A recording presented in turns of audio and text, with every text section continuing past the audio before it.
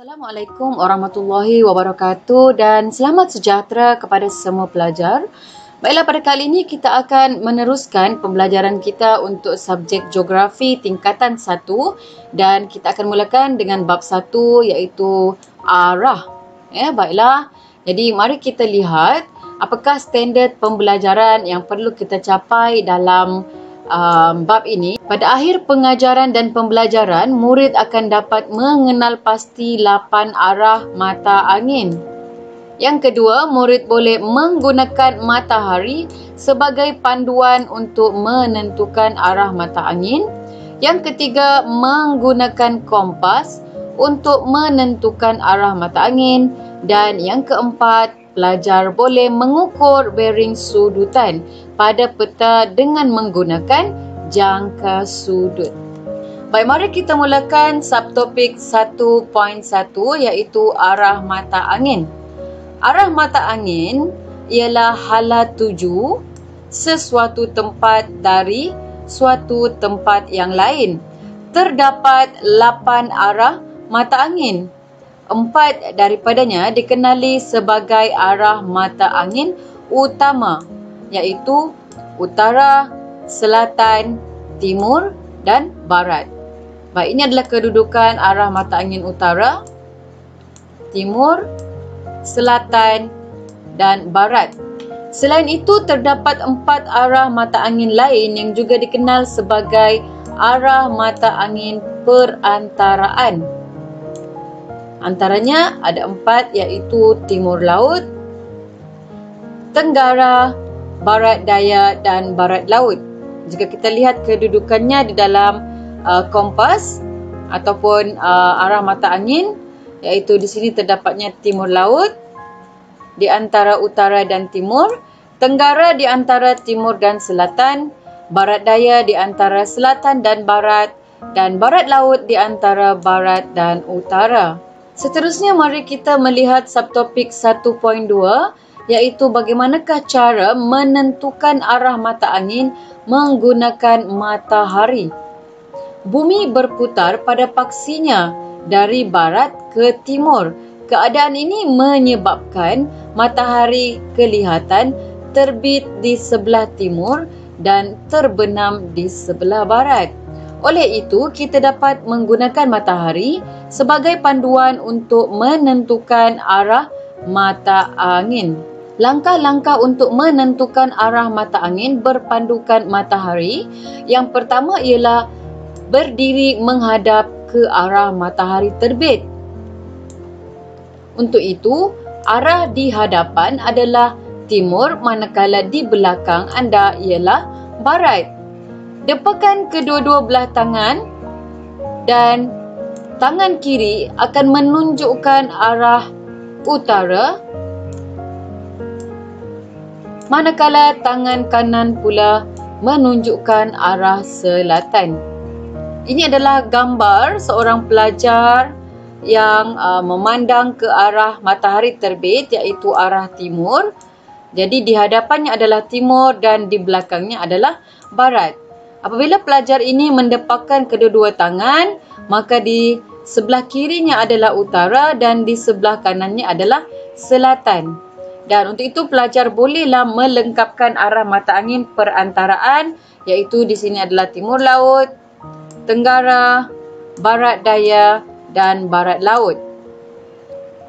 Inilah cara yang boleh dilakukan untuk menentukan arah mata angin menggunakan matahari. Seterusnya, untuk subtopik 1.3, cara menentukan arah mata angin menggunakan kompas. Sebelum itu, mari kita berkenalan dengan kompas terlebih dahulu. Sebuah kompas terdiri daripada perumah, pemuka dan juga jarum kompas. Baik, untuk perumah, kompas dicipta untuk menentukan arah dengan tepat. Jarum kompas sentiasa menunjuk ke arah utara kerana dipengaruhi oleh tarikan magnet dari kutub utara bumi. Kompas terdiri daripada perumah, pemuka dan jarum kompas. Baik, mari kita lihat glosari Apakah maksud magnet? Magnet ialah bahan yang berupaya mengenakan daya tarikan ke atas bahan yang diperbuat daripada besi. Apa pula kutub utara bumi? Bahagian bumi yang terletak di bahagian paling utara. Baik, pelajar boleh membaca info berkaitan dengan kompas yang dinyatakan dalam muka surat 4. Mari kita lihat panduan mengorientasikan kompas magnetik. Pertama sekali, pelajar perlu berdiri menghadap objek yang ingin ditentukan arahnya. Kedua, letakkan kompas pada permukaan yang rata.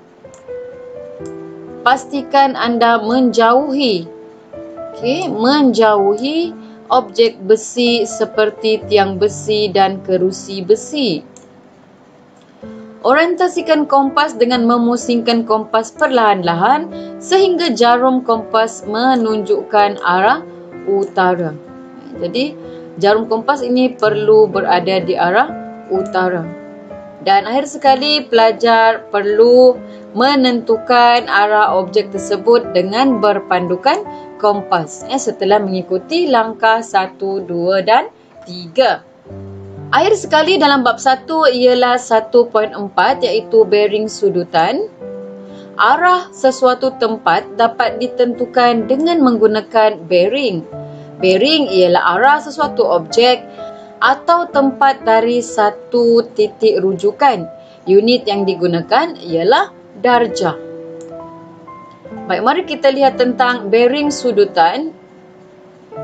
Bearing sudutan ialah bearing yang diukur dari arah utara iaitu 0 darjah mengikut arah pusingan jam. Dan bearing sudutan boleh diukur atau ditentukan menggunakan jangka sudut atau protractor. Baik, mari kita pelajari langkah-langkah mengukur bearing sudutan. Yang pertama, langkah-langkah yang berikut menunjukkan cara mengukur bearing sudutan titik Y dari titik X. Okey, yang pertama, tentukan dua titik iaitu X dan titik Y. Kemudian kita perlu lukis garisan lurus yang menyambungkan kedua-dua titik. Seperti apa yang dibuat oleh pelajar dalam gambar ini. Yang kedua, tentukan titik rujukan. Jadi bila soalannya ialah titik Y dari titik X, maka titik rujukannya adalah titik X. Untuk itu, kita perlu membuat satu garis lurus pada titik X dari utara ke selatan, seperti yang kita lihat dalam gambar ini.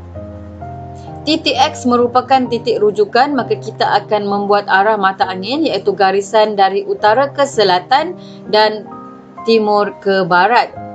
Seterusnya, kita letakkan pusat jangka sudut pada titik rujukan iaitu di sini. Kemudian, bearing sudutan diukur dari utara 0 darjah hingga ke garisan titik Y, iaitu kita lihat mempunyai nilai 120 darjah. Titik rujukan bermaksud titik yang menjadi petunjuk kepada titik yang lain. Baik, protektor akan diletakkan di sebelah kanan seperti ini apabila kita mengukur bearing sudutan kurang dari 180 darjah. Namun apabila kita mengukur bearing sudutan lebih daripada 180 darjah, maka kita perlu meletakkan protractor kita di sebelah kiri seperti dalam gambar ini. Baik, mari kita mulakan cara mengukur bearing sudutan yang lebih daripada 180 darjah. Baik, langkah yang boleh kita ikuti yang pertama ialah lukis garis lurus yang menyambungkan titik P dan titik Q. Yang kedua, lukis arah mata angin pada titik rujukan. Memandangkan bearing sudutan ini adalah lebih daripada 180 darjah, maka kita kenal pasti titik P di sini ialah 120. Jadi kita tidak boleh mengambil nilai 120 sebagai bearing sudutan P dari Q. Sebaliknya kita perlu tambahkan dengan 180 darjah, iaitu nilai yang berada di sebelah kanan ini tadi. Baiklah, itu sahaja pembelajaran kita untuk subjek geografi tingkatan 1 dalam bab 1 iaitu arah. Sebelum kita tamatkan video ini, mari kita imbas kembali iaitu apakah yang kita pelajari dalam tajuk arah. Yang pertama ialah 8 arah mata angin. Kemudian yang kedua, cara menentukan arah mata angin dengan berpandukan matahari. Seterusnya, cara menentukan arah dengan menggunakan kompas. Dan akhir sekali ialah bearing sudutan. Kita menggunakan bearing sudutan untuk mengukur arah ataupun sudut sesuatu tempat dari titik rujukan. Baiklah, itu sahaja untuk pembelajaran pada kali ini. Sekian, terima kasih.